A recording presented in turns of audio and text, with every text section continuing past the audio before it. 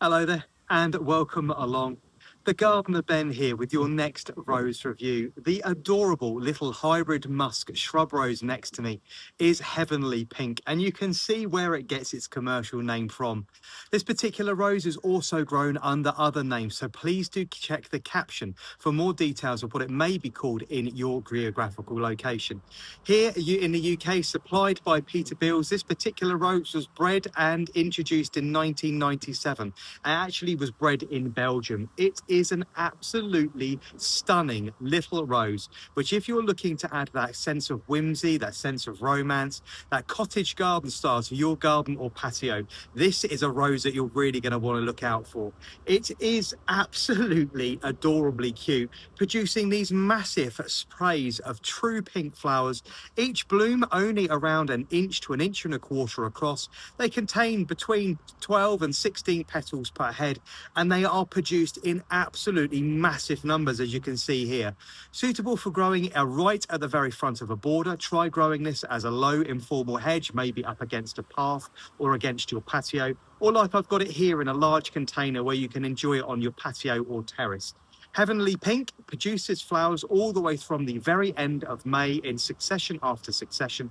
Huge waves and sprays of blooms produced all the way through to the back end of October. So a really, really hard working rose.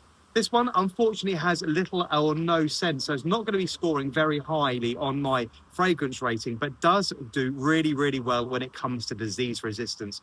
This is really tough and very hardy.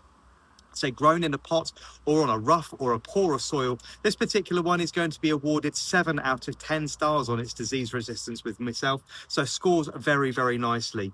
The rose I'm going to cut and bring a little bit. I can't believe I'm going to cut it because it really is so beautiful. I don't really want to ruin this specimen. As you can see, it has a very low thorn count, so it's going to be scoring medium low on the thorn count with myself. Those beautiful sprays of flowers there, say true pink, opening from really, really nice apricot pink tinged buds, little tiny point on the top there. The sprays containing quite literally hundreds and hundreds of flowers at a time, so they really, really are very, very pretty. Perfect for cutting and bringing into the house and adding to a floral arrangement. It's not going to last very long, but obviously there's hundreds of heads to open on here, so producing lots of petals which fall very, very gracefully. Really, really lovely. Each bloom slightly rosetted, flat in its profile, opening disc-like and holding it up towards the sun. It needs absolutely no support. It stands all well on its own, but only reaching 2 feet by 2 feet. So this one is probably going to leave you wanting ever so slightly more, especially if you're planning on cutting this and bringing it into a house. It really is very, very cute indeed, and I think I'm going to be treating myself to several more of these because I think this is going to be a really useful rose for planting in many different places in the garden, and I'm going to want to enjoy this one.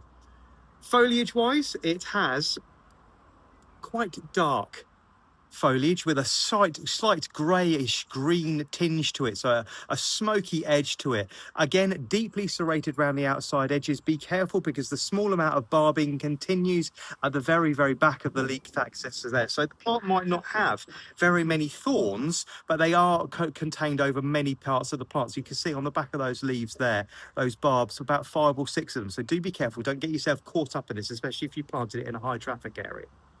This particular rose, as I say, just before it comes into bloom, looks really, really beautiful. Those huge heads of flowers, those buds as they're born, I think are really pretty. I've taken several pictures of that, and I will be posting those to my grids across all channels so you can enjoy them. But what I really like is the different colour of the actual bark itself. Those barbs take on a really lovely sort of burgundy colour, giving a lovely mossing type look, which is obviously coming from the musk side of this particular rose's breeding.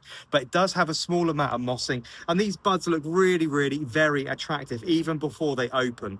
Then producing masses and masses of flowers. Each wave of bloom is going to go on for several weeks at a time. Plant, they're going to take a little rest before it actually produces more flowers again, but loads of flowers produced in close succession from May all the way through to the back end of October. I say scoring only 1 on the fragrance rating. This one is Heavenly Pink.